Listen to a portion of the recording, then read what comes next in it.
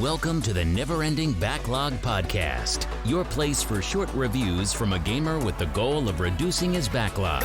From adventures to sandboxes, join our host as we walk through a collection of unplayed treasures. Now, let's take a look at the featured game of this episode of the Never Ending Backlog. Hello everybody, welcome to the next episode of Never Ending Backlog Podcast. I'm your host Zach, and today in continuing reviewing SEGA games for their 60th anniversary, we are taking a look at Sonic and SEGA All-Stars Racing. This is the first All-Star Racing in the SEGA series. It was released in 2010 by SEGA. Steam description, Sonic and SEGA All-Stars race for victory in a high-speed, high-skill racetrack showdown. Take to the track by car, monster truck, bike, and even aeroplane in Sonic and SEGA's All-Star Racing. For your information, this was all in caps, so I should be therefore yelling at it to you all. But I'm not going to. It's themed racing, obviously SEGA properties themed. Think of Mario Kart, but Sonic themed. Developer, published by SEGA, however, is actually developed by Sumo Digital, the developers behind Snake Pass, Team Sonic Racing, Hood, Outlaws and Legends, and a few other games. How much is it? Currently it's $9.99 on Steam, and obviously is included within the Ultimate Sonic bundle for just over $100. Historical low is $1.40. Current best is just over $6 on other websites outside of Steam, so you could save $4. Let's jump right into the review now. The game installed fine. It took a little longer than Sonic Generations, but overall it worked pretty fine. Graphics, surprisingly it pushed to the center monitor and disabled the outside monitors. I didn't even have to do anything. Unfortunately, the game pushed extremely low graphics for everything. But the odd thing is, there were no graphic changes in the options settings. They had audio, controls, etc., but nothing for graphics. Apparently, you have to find the config.exe file inside the Steam folder to edit graphics. It's similar to Sonic Generations. However, Sonic Generations prompted you with the config every time you started the game in Steam. And if I was a new PC gamer, I would have thought the graphics looked terrible, and there was nothing I could have done about that.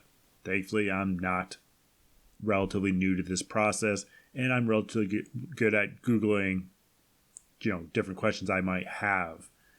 Oddly enough, though, the fourth time I loaded up the game, after using the config.exe file, it started prompting the config option similar to Sonic Generations. So that's nice. There were a few graphic glitches in the game. I would jump a ramp and then glitch below the map before floating back to the track. 5760 by 1080 unfortunately suffers the same stretching that Sonic Generations did. It's not as surprising, and rather than try to find fixes, I decided to just use 1920 by 1080 and 144 Hz, and the game performed smoothly. It's another port. It's kind of what you expect for porting games from consoles. It's usually never a smooth experience, and Sega seems to struggle with this quite a bit. It's a very bright and vibrant game. I would say much more so than the Mario Kart series, and I might just be biased because I like Sega more than Nintendo. Sorry. Audio, it actually has announcers when you're racing the game, and I think that's a really nice touch that Mario could benefit from. It allows you to focus on driving and just listen to who is in the lead and who attacked who wiped out, etc. Plus the announcer is hilarious. It really does add this kind of engaging part of it. It's always random. It just depends on who's driving how. It's just really nice. The sound effects and music that correlates with each racer's All-Star mode is nice. And All-Star mode is essentially a power-up that you collect, and it comes to those near last place.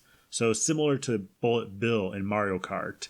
I still haven't gotten the Crazy Taxi one yet, because though I want to try it, I don't want to drop in near last place because then I feel like a loser. Controls, once again, optimized for controls, but instead of even saying the button to push in the tutorial, it doesn't say the button at all. So it's made for controllers, not made for keyboards yet. It's once again ported to the computer and still not optimized for it. So you spend a lot of time finagling what buttons to push on the keyboard. It seems like another port of a terrible console game, unfortunately, that just forgets that PC gamers traditionally use keyboard and mice. It does show the correct buttons in the menu, so if you go into the options and menus, one of the few options that are there. However, you have to drop out of the initial test drive to see that menu because the test drive shows you what buttons to push, but they're in the controller functionality. Fortunately, this is a great thing.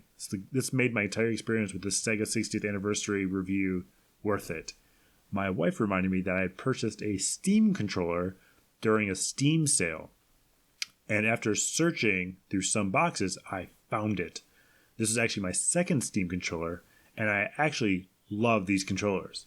I like the touchpad haptic feedback, and I have a larger hand so it fits really well, similar to the Duke for the original Xbox. The game worked wonderfully with the controller, and I highly recommend playing it whenever you can with the controller. For difficulty, I would say this is quite a bit challenging actually. Even on the beginner, the opponents tend to stay close to you. They don't attack as frequently, however, it's still a relatively tight race all the time. It's easy to learn, not a lot of buttons, and would be a good couch multiplayer PC game, especially with a few controllers in reserve. Achievements, I honestly don't think I've gotten any in my 2 hours of game time. It doesn't look like there are any achievements. So for some pros, neat maps, plenty of recognizable characters if you know Sega at all, and the themes were fun. I thoroughly enjoyed the gameplay once I had a controller. It was a far better experience.